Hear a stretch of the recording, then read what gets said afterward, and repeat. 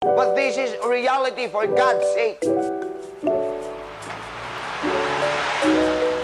Ha? Alam niyo kung bakit ako masakit magsalita? Sabihin ko sa inyo yung totoo.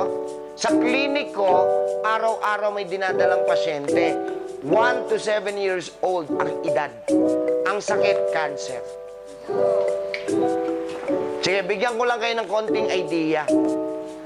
What if, sample lang naman, next week, wag na natin patagalin, next week agad, ang isinugod sa klinik ko na batang may sakit na cancer, anak o apo mo na. Nako, sigurado ako, at saka ka palang magsisisit, magbabago.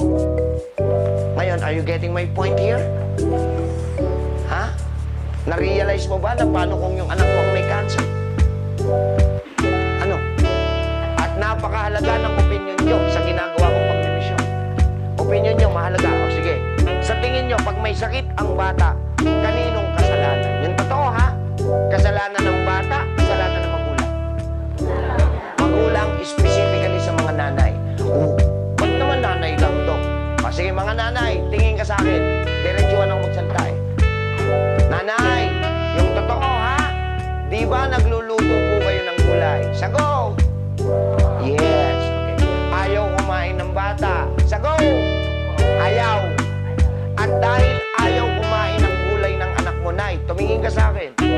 Ano ang karapatan mo na lasunin niyang anak mo ng hotdog at tosino? Ang tatamad nyo kasing magturo. Imbis na itinuturo nyo yung tama, pinapakain nyo ng mali. Pagmamahal ba ng tunay na ina yan? Mahiya ka naman, nanay. Sa bagay, totoo ang kasabihan namin sa ospital. Matututo lang ang mga magulang pag nag-aagaw buhay na ang anak. Baka lang ho kasi hindi nyo kayanin, kaya winawarningan ko na kayo. Karga-karga mo sarili mong anak, nag-aagaw buhay.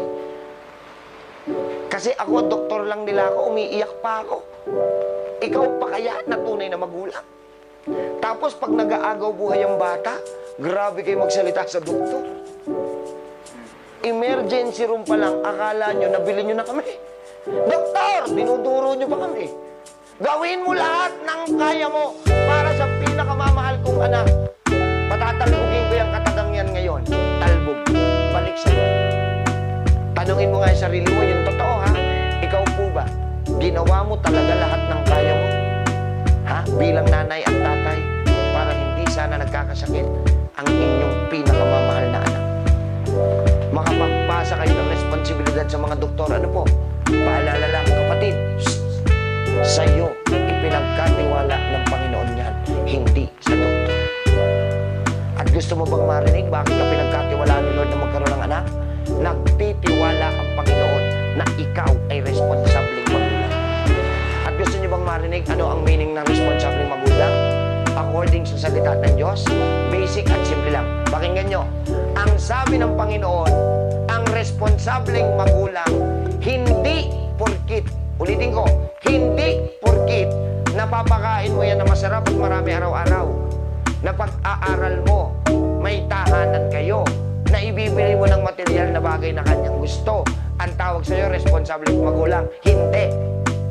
Ang sabi ng Lord sa salita niya, ang responsableng magulang, simple at basic lang. Uy, sarap pakinggan, no? Simple at basic lang. Ano daw yon? Kayang ingatan ng buhay at kalusugan ng bata at ginagabayan yan hanggang lumaki at tumanda ng tama. Yun ang responsableng magulang. Happy Mother's Day. Bow.